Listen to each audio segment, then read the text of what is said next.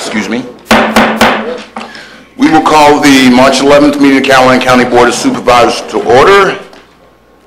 Let the record state that all members are here. Mr. Calvin Taylor representing Port Royal, Mr. Jeff Black representing Western Caroline, Mr. Reginald Underwood representing Reedy Church, Wayne Akers representing Madison, Jeff Seeley representing Bowling Green, and I'm Floyd Thomas representing the Mattapanai District. I've asked Mr. Underwood if he would deliver the invocation, and after he does the invocation, I've invited Pamela Griffin and whoever else she selects from the class to lead us in the pledge. So after the prayer, Pamela, then you and whoever else come down to the microphone and lead us in the pledge. Mr. Underwood, please stand. Most wise and eternal God, our Father, once again we come before you asking for your blessings. Heavenly Father, asking you to look at our hearts, touch our minds, enable us to do the work of Caroline County. Heavenly Father, continue to bless those men and women who serve our country. Asking your Heavenly Father to bless us in a special way. All thanks, all blessings, we ask in your precious name. Amen. Amen. And now Pamela Griffin will lead us in the Pledge of Allegiance. She couldn't get a big following. There's some of the class is shy.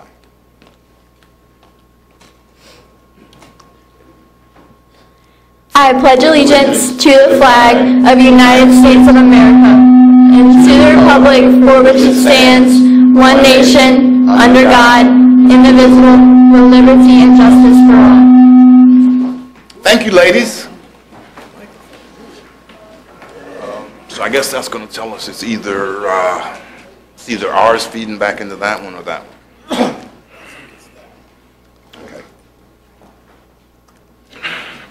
All righty. Mr. Coley, do we have any amendments to the agenda? I believe we do. One is a removal.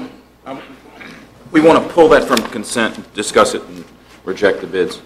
We're pulling agenda item F from the consent agenda. Anything? That's it? Nothing else? Okay. Mr. Taylor, opening board comments? Yes, sir, Mr. Chairman, just a couple. First of all, good afternoon. It's good to see citizens out at the board meeting.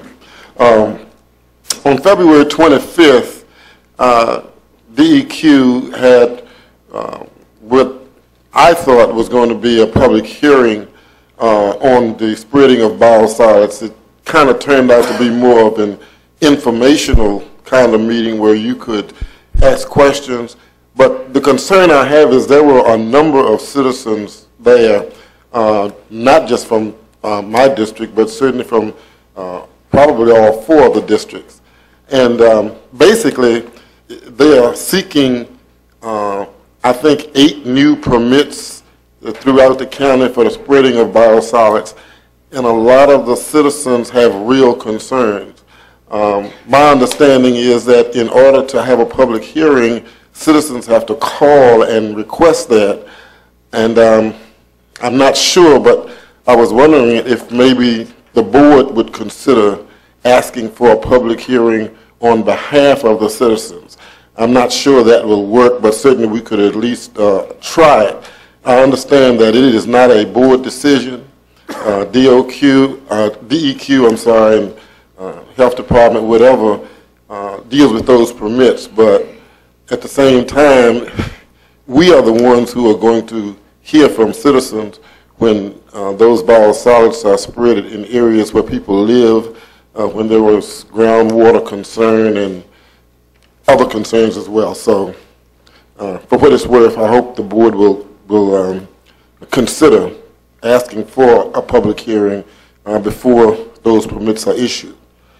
And the only other thing I have is we approved the boundary adjustment some time back for the town of Port Royal, and I was told that the necessary papers were being drawn up by the attorneys. I don't know where they are in that process, but Port Royal is anxious to get ahead with that, but cannot do that until those necessary papers are filed. So hopefully we can work with the attorneys to, it may have already been done, but if not, maybe we can work with that.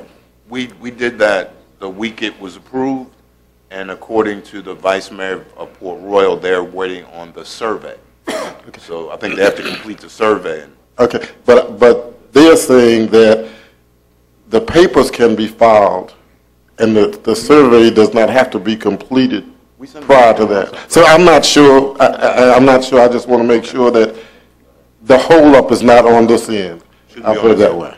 Shouldn't be on this end, but we'll double check to make sure. Okay, that's all that I have. Before we go to Mr. Black, Mr. Taylor, would you like to, after we finish opening board comments, would you like to have the board request a public hearing on biosolids as an actual action item? I would. Okay. As soon as we do that, then we'll come back to that. Okay. Mr. Black? Yes, thank you, Mr. Chairman. I've just got a few. First of all, I want to like to congratulate all of the volunteer firefighters that graduated at Ladysmith a couple Saturdays ago. I was unable to attend myself, but these people put themselves for free, basically, in the line of duty for the county, and it saves the taxpayers money as well. So I'd like to congratulate those graduates of the fire schools and so forth as well.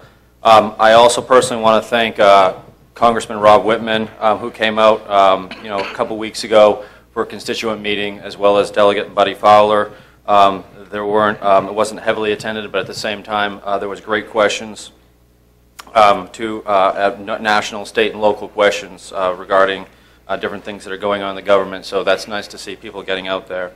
And finally, I'd like to thank this past Sunday, I'd like to thank Mount Tabor Baptist Church. We got an invite to go to, they had a special rewards for emergency service in the county. They had a little banquet and so forth, and that was quite a treat to be there and see them honor the emergency services in the county.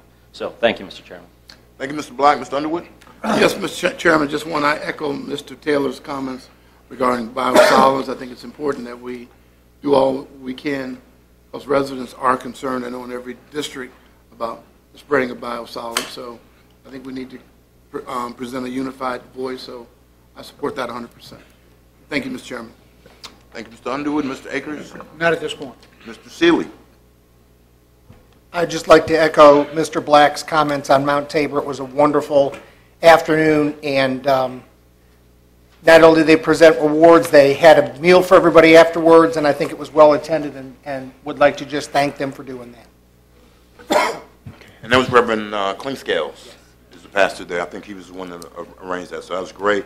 I don't have any except announcements for my constituent meetings for the budget session, which will be the 26th at the Community Center and the 27th at the Visitor Center. So those are 6:30 to 8:30, 2 hours, and we'll be discussing the budget. And in particular, the one at the Visitor Center will be discussing things of importance to the folks in Milford. So that's it. Mr. Taylor, we'll go back to you. Would you like to make a motion requesting the board provide a request for a public hearing on biosolids? I would make that request, Mr. Chairman, as stated. Is there a motion? Is there a second to the motion? Second, Mr. Chairman. Mr. Underwood seconds. Discussion. All those in favor say aye. Aye. All those opposed, nay. The motion carries unanimously. I'll ask Mr. Cully to prepare that, and we'll put our signature on it and go from there. Okay, we have presentations. I don't see Dr. Kilo. I was going to try to move him up. But we have the election pages, so the electoral board's here.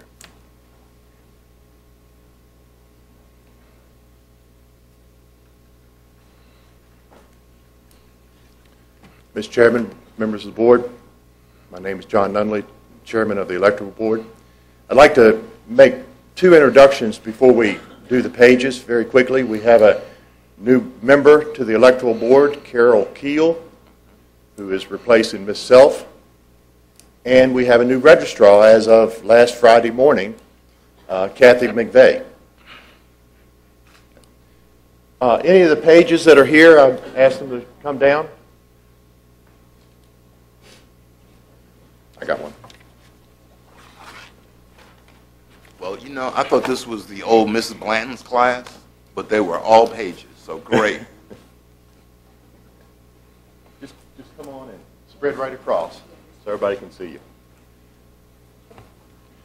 We've been doing this program for a number of years now where we get volunteers from the government class to help during the election.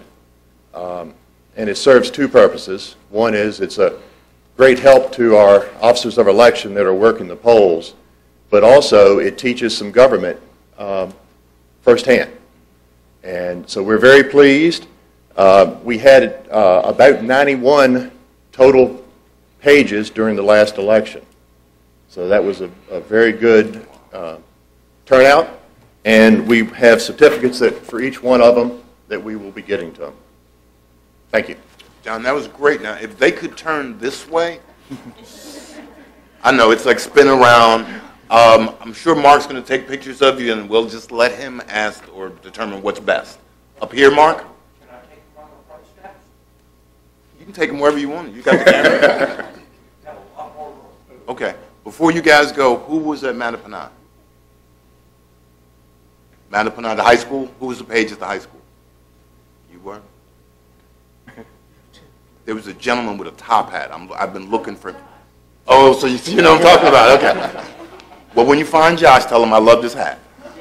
All right, John, thanks a lot. I'm going to let Mark take you folks outside. We do appreciate it, and thanks for your service.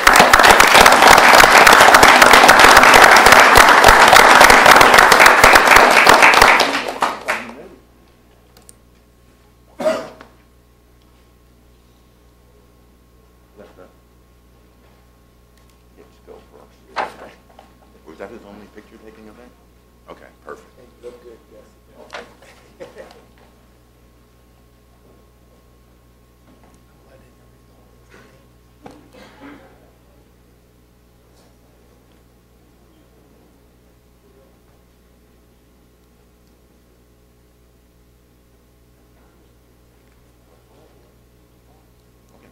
I didn't know I'd even check. Okay, time for the VDOT report. And good evening, members of the board, county staff. I wanted to provide you an update on some of the construction projects we have going on in Caroline County. As you may be aware, the Route 639 Ladysmith Road project is underway. That project is scheduled to be completed in May of 2015. The Route 633 bridge replacement over the South River has been advertised and awarded and is scheduled to be complete in April of 2015. The Route 654 bridge replacement over Reedy Creek is scheduled to be complete in August of 2014. Now to go over some of the issues that we had at the last Board of Supervisors meeting. Mr. Black, you had requested to meet to discuss the Lake Landor intersection and the concerns with the sight distance and the cars coming around the curve. We met on the 23rd of January. I did confirm before I got here that within the next 2 weeks we will be working to remove those trees to clear that sight distance through there. And I do have a plan for adding additional signage in spring and summer of this year. Mr. Silly, we had a request to investigate a way of clearly identifying the actual turning radius right there at 207 as you're going on to Brodus. We did put up some reflectors right there on either side of that, but we will plan to go back and put some pavement markings in to clearly identify where you're supposed to be turning on that radius there. Mr. Thomas, there was a request to address some drainage concerns on Colonial Road, and those concerns were addressed on the 26th. Those were the updates that I had. Are there any additional? And Mr. Nelson, I'm sorry for just saying the VDOT report. So we have our resident, Sean Nelson from VDOT. So any questions for Mr. Nelson? Mr. Taylor? No, I don't have any at this time. Mr. Black?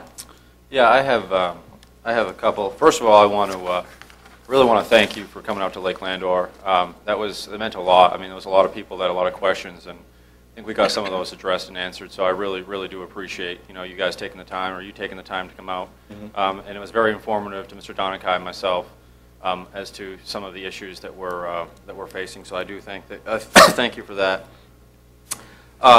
I just want to go over a couple of things. I've had a couple of questions or concerns. The major concerns that people in Landor are having besides the turning is the actual construction on 639. They had several complaints, and I sent you an email regarding the yellow lines. People at night are having, with those, the barriers there, they're pretty scared about, people coming into the lane because they're not there. So I think you guys repainted them just a week ago or 2 weeks Yep. ago, and they're already fading fast. And Yeah. and that's due to construction and so forth. So I'm, even though it was done 2 weeks ago, I'm getting calls on, and I don't know how you address that because that's a construction zone. Well- But people are concerned because they feel like someone's coming over on their side of the, their side of the road. So I don't. If you have suggestions for Yeah, how I mean, to, we'll readdress that. What happened was we striped it and then it snowed, and our snow plows really don't take heed to. I mean, it removed the markings a whole lot. So we'll go back out and restripe that. okay. In regards to that same project, some of the people that suggested, I don't know if it's possible. And I don't know what I don't even know what they're called. The like the rubber poles that The stick out. delineators. Yeah. Is there a way when you kind of merge into those lanes and merge out of those lanes to put a few up, just so that people know that they're going into an area like that? That had been a suggestion, and I don't know if you guys can do that, but I thought it was a pretty good idea. I've had several phone calls regarding that area, and of the same thing, people being concerned, especially at nighttime, as opposed to the day, where people feel like someone's coming over into their lane. So We that's can look into that. okay. Thank you. The other thing, dealing with that, I had a question. I didn't know the answer to it, and I was going to ask Mr. Cully, but since I saw you on the agenda tonight, I'll just ask you.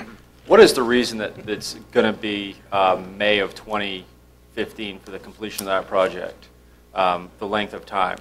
That was what the schedule that we've been provided by the contractor. It could be finished earlier, Okay. but I mean, as of now, the completion date we're looking at is May of 2015. Okay.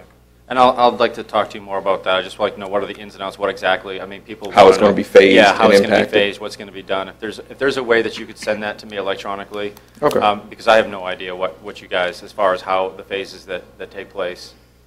I can do that. The other thing, and I've contacted you guys several times on this, and you guys do an excellent job with it, but is there a way, I think most of the people with inside Lake Landor have trash pickup from county waste. I think a lot of the people outside coming from, the Charlesburg region maybe don't, and sometimes the trash will fall off as they're going to the dump, or they're going to, and it falls off on the side of the roads, and you guys will do a good job picking up the trash, and a few weeks later, the side of the road between 639 and Lake Landor and going out to Charlesburg looks like it hasn't been touched.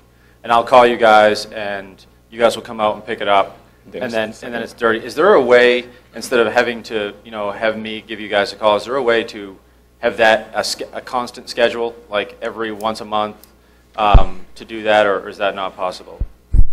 It would require us to pull away from doing the patching, the machining of the dirt roads, Okay, the yeah, right. mowing, Right. to facilitate that. And I mean, we do work some of the correctional facilities people to pick up trash. So that may be an option, but Hey, if you could look into that, because, I mean, you guys do a great job, don't get me wrong, because people will call me and say, wow, they did a really good job cleaning that up. And you can tell you always know when you guys have cleaned it up. It just looks that much better. But then, to no fault of you guys, obviously, 2-3 weeks later, we're back to the same amount of pile I of mean, I trash. think we may be able to work with the sheriff's department too, if they can patrol it, to see if there's any way that we can ticket the people who are littering. Okay, yeah, that would be, I mean, because you're seeing a lot of it, and I feel bad, but it's just like this constant battle that's never won, Yeah. and I do feel bad. Finally, we had talked, and it's actually probably closer to between Ladysmith, Lewis and Clark Elementary, and Route 1, the curb and gutter. Yep.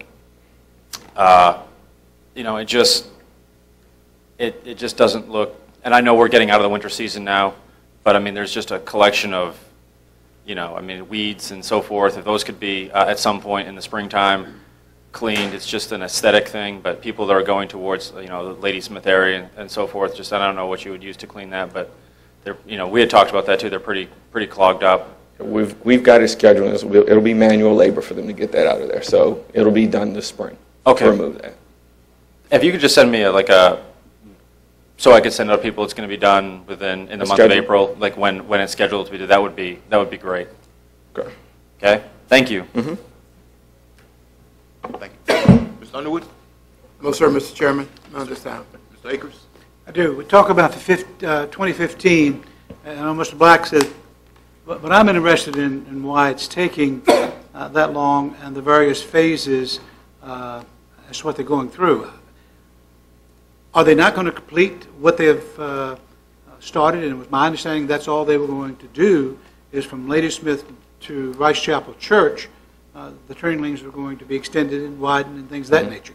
Are they going to do more with that road?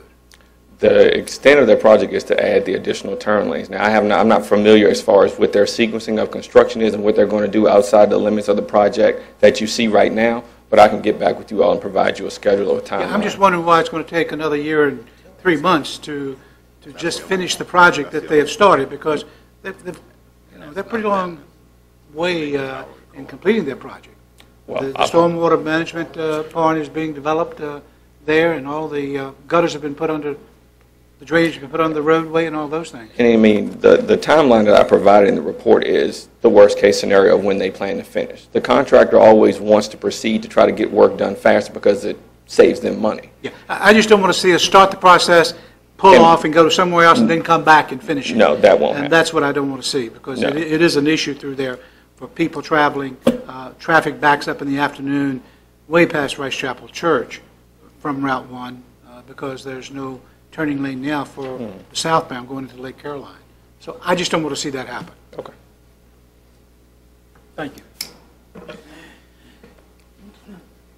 I just have one issue, and it's the same one every time, because I just had a bunch of constituents down there, and they're still worried about the 721 bridge right there in front of the fire station. Is there any chance that that's going to get scheduled? And I mean, it is a nonstop.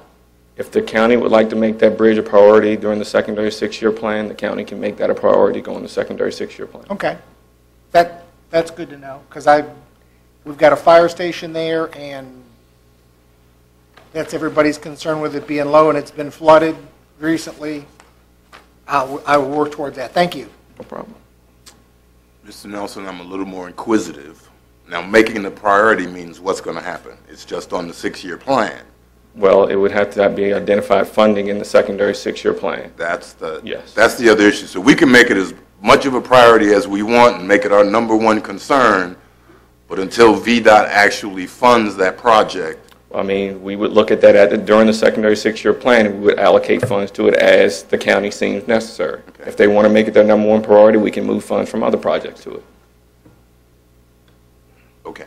Just wanted to make sure we all understood the process, because moving funds from other projects means the other projects you mentioned earlier. Correct. So we could have Ladysmith Road held up. No, Ladysmith Road's already funded. That's already funded. Yep, that's, So the 633 bridge is already funded. yes. So all the things that you're doing work, they're already funded. It's just the other ones that are there. So I guess we can look at that to see. I'm sure that'll be an interesting discussion. Okay, my only one was to thank you on the ditches in the Milford area, the one on Colonial Road. I got a call from a resident out there who said during the freezing and thawing, the water was getting onto the road and making it a really sharp curve. So I do appreciate your quick fix there, and I gave you another one, so I'm sure you'll be as quick as that. So We will. again, we appreciate your work and look forward to seeing you again. I got one more thing. Sure. As far as talking about projects, the South River project that I did mention, we have awarded that for construction, but that project did come in over the estimate. The Route 639 project, which the county had applied for revenue sharing on, and there was revenue sharing on, that project actually came in under bid. So there's a surplus of funds on the Route 639 project to the tune of about $437,000, which $218,000 of that is essentially the county share. Revenue. Yes. The South River project came in approximately $507,000 over. And I wanted to come to the board to ask if the board would be willing to make the 633 over South River project a revenue sharing project to essentially transfer some funds, the surplus funds of revenue sharing from Route 639 to South River. But you said the bottom line is we have to give more money. It was 400 and something versus 500 and something. $507,000. And what we've looked at is that we would only like to ask to utilize $267,000 of revenue sharing, which would essentially be $133,000 of that 200 and some we are. Oh, no Yes. problem. Is there any problem with the board on that, in that sense? Maybe Mike can... Now, it was my understanding that the county's portion of the revenue sharing was profit funds. Or am I thinking about something different? Yes, sir. We use profit, 807 revenues from our profit fund for the revenue sharing for 639. Right, and so my question is, can the money be transferred if it does not impact the area in which the profits were Right, coming from? and that's I think we'd have to look at that, because I don't know the exact breakdown of all those proffers. I don't think all that money came from We, there. we can look at Some that. came from Common Church, I'm sure. Yeah. Some of it came All of from it didn't Lady come from Smith, there. but none of it came from 633, I can assure you that, because there's no development over there. Right. So I don't know where the money came from, but I know that some of the money came from Pendleton, it came from Lady Smith Village, and it came from Belmont subdivision as well. So I don't know if we can legally do that, and that's my question. Well, if we can legally do that with, because they're kind of in proximity, although you got to cross 95 to get from one to the other, but kind of close. Does the board, if we have the ability to actually make that revenue sharing change, is the board agreeable to do that?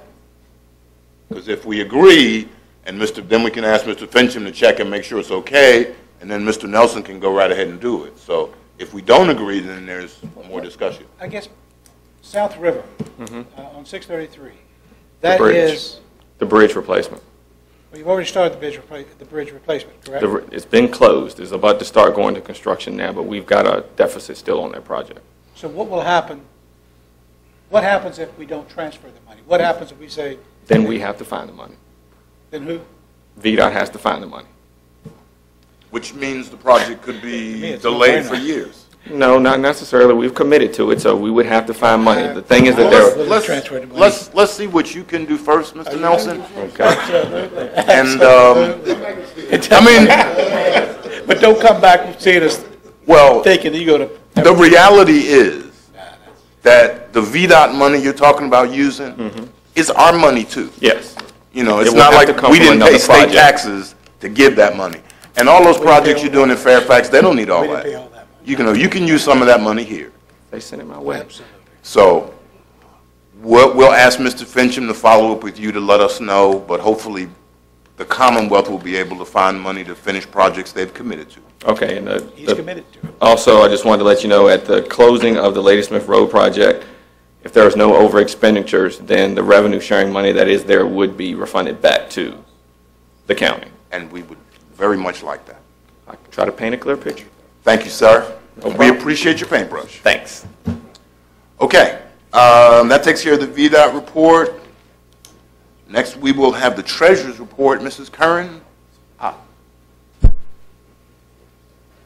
Mrs. Curran's going to give us a look at revenue collections and things. Thank you. Good evening, Mr. Chairman, board members, Mr. Cully. You all should have gotten a copy of the balance sheet and the revenue report for 12/31.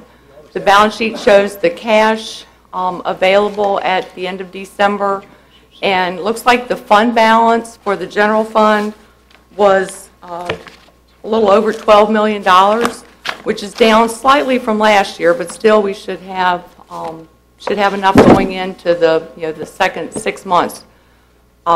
Collections are in. We were able to pay off the temporary cash loan from the summer, so that was, we won't have that interest going forward. As far as the revenue report, the property taxes overall are about 50% of budget.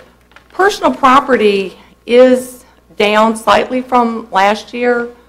I think part of it is for this year, we had lowered the values, even though we raised the rates. That's down. And it looks like at the end of December, there's a little over $900,000 left to be collected on that 2013 taxes. And we only have like $1 million in the first half collections. We'll try to work on the collections for the next 6 months, but I'm not sure that we'll be able to collect that whole $900,000. We did send out second notices. They were due today. That means that we can now go forward with the DMV stops and the other types of collection actions. So far, we've gotten a little over 2,200 what they call matches from debt set-off from people's income tax returns to the tune of about $500,000. So that money is coming in the next couple of months. The other local taxes are up slightly. Permits look to be okay, and fines and forfeitures are down slightly. From last year, we had an extra month of collections just due to the way that the fines were remitted to us. They changed that, and we actually had 13 payments in last fiscal year. There is a note on the report that the school revenue, we're now on the accrual basis with them. Going forward, we will just maintain that accrual basis so that there are not so many adjustments from at year end. But that's all, and I think Ms. Hatcher is going to address some of the same items. I tried to cover a few more. Thank you, Ms. Kern. Any questions for Ms. Kern at this time? Yes, Ms. Karen, I want to just make sure I understand this. The $12 million on the balance sheet, tell me again just what that means. That is the general fund balance as of December 31st. However, that's got to get us from now until when we collect taxes again in June. Okay. So, I mean, we'll get other revenues in, but the bulk of the revenue has just come in at December 5th. Okay. So that's the money that's got to carry us through till we get to the next billing cycle, other than the delinquent collections and the permits and the things that come in during the second half of the year. Is there an estimate on what that money is going to be, or what that figure would be?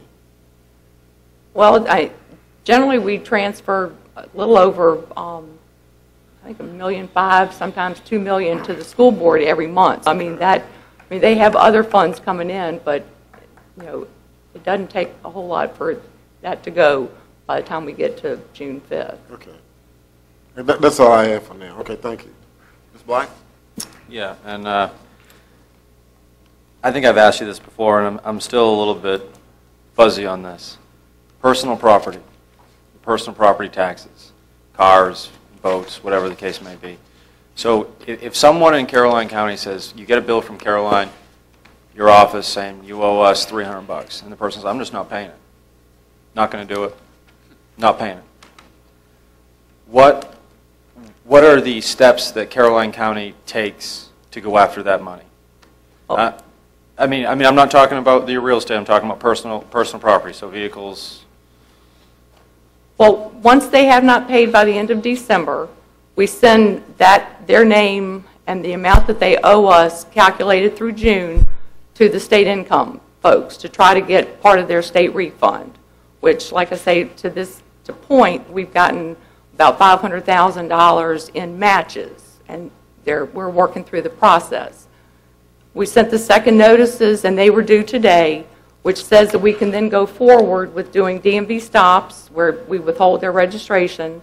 We can go after their employment. We can, withhold their wages, and we can also go after bank accounts. And so we look at each situation and see if we can, collect the money. We also try to work with folks that have set up payment plans. I mean, we've got some folks that are paying us on a monthly basis if they can't afford to pay it all at one time. Okay, so if I owe the government money, if I owe the state money, you're not going to be getting it from. Not going to be getting it. So we're not going to get it that way. So that's out of the way. So when you say DMV stops, is that calling the sheriff's office, or what? I mean, what do we mean by DMV stop? We send the name to the DMV, and we tell them that they're not allowed to register their vehicle with the state for the next year. And so they have to come in and pay us the full amount of the taxes that they owe us before they can re-register their car with the DMV. Is that done based on me being delinquent on my taxes or the amount of tax I owe? Just you being delinquent and owing more than $50, as long as it's on a vehicle. Okay, but any personal property? Personal property on a vehicle. Okay. But as far as other... Like if it's business equipment or something like that, we have to actually go after a bank account. probably. I mean, there's no, I mean, they're not, if you're a business, you're not filing with the state, so we're not going to get their income tax money. If they have a vehicle on that account, we'll, you know, put a stop and then try to get them to pay the whole amount. Just out of, I mean, do you have an estimation of how much, is there an estimation about how much is, you know, how many people are delinquent or how many accounts are delinquent on personal property? Well, I mean, we sent out 9,000 delinquent notices in January. A lot of them have paid. The 2,200 are probably getting paid with their state income tax money. I'll have a better idea when we do the next quarterly report. Well, if we add this up, is it 400,000? All of the numbers you've got listed here in the delinquent property taxes, that's what the number turns out to be? Well, see, the delinquent taxes, I mean, you'll see the delinquent that are more than a year old, but the 2013 in our minds now is delinquent, so we're after that money as well, that 900,000. We're going to try to collect between now and, you know, and even more if we can. But, Mr. Black, you're asking about right now. If you don't pay right now, right, you basically have until the time you have to register your car again before you get caught. Yeah. That's yeah. That's the trick. But we kind of, when we went to permanent tags, we had a year of that, and we should be caught up on all those back ones, right? And now if somebody comes in and they register a new vehicle and they go to Ms. Carter's office to register and they want to come back and get a county one of the new permanent stickers, they must pay all of their delinquent taxes before we'll give them one of those permanent stickers. So, I mean, there's still that if you're getting a new car or another car.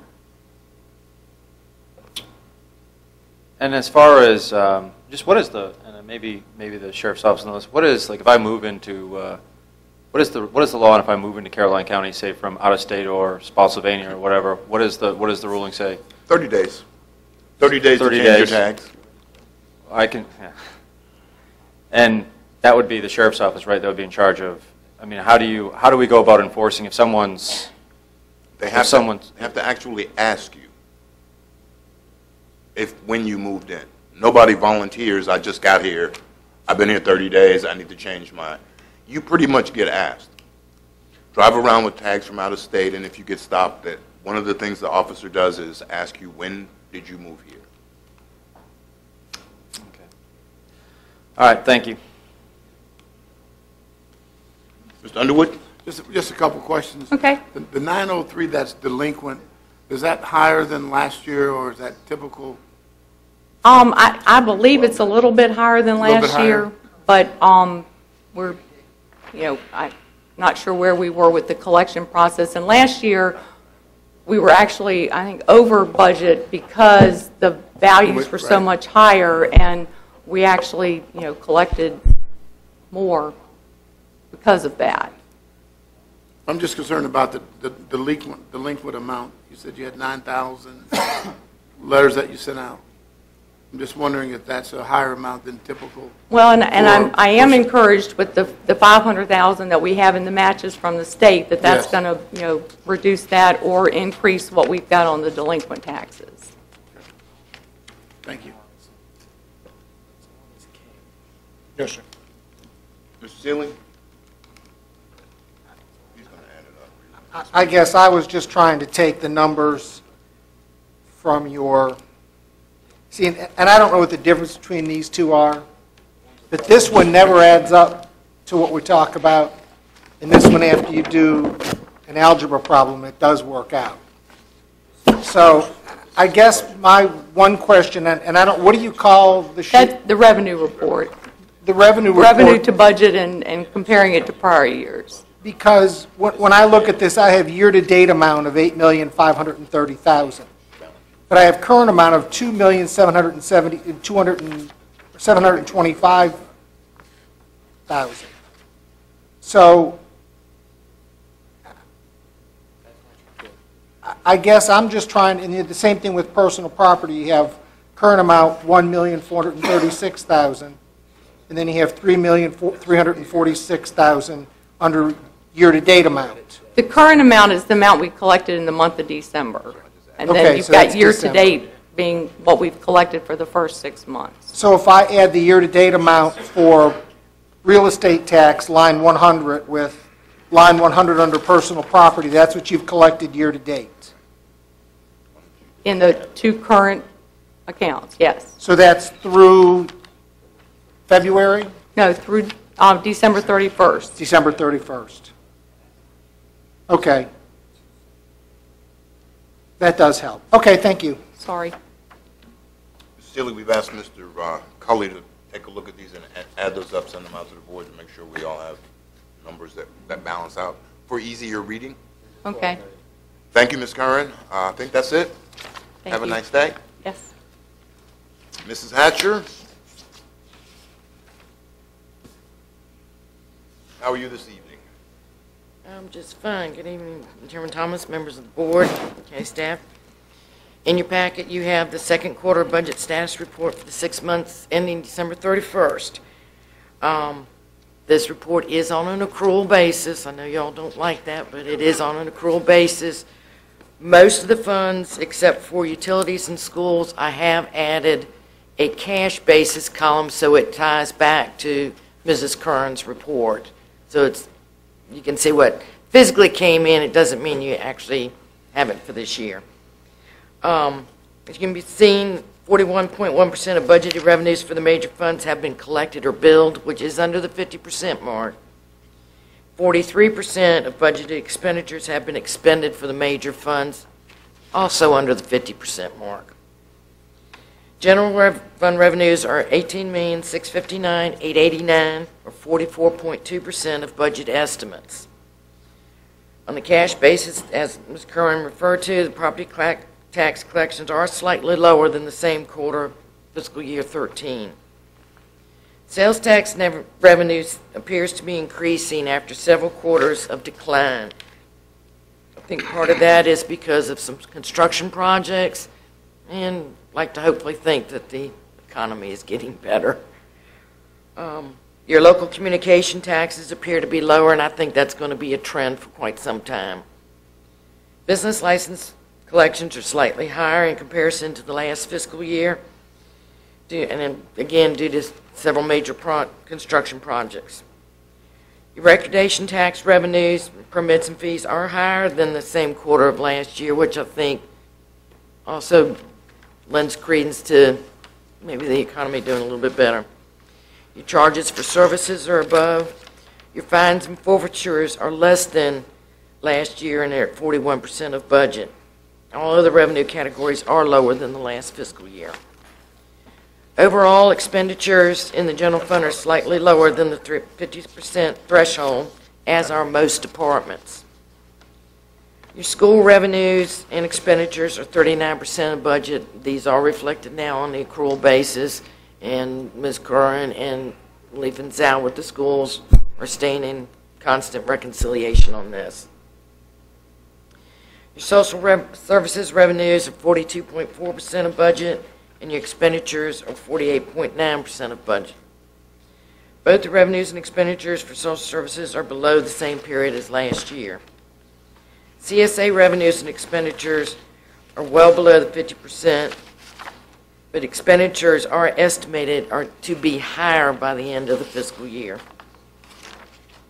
Debt retirement reflects revenues of 59.6%. Your meals tax revenues are higher than the same quarter last year and should increase slightly due to the opening of McDonald's, 7-Eleven, and the reopening of Golden Corral.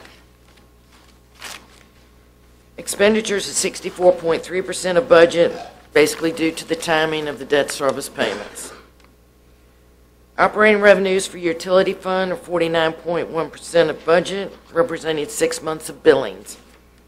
Operating expenses for the utility fund are 38.2% of budget, well below the 50% threshold.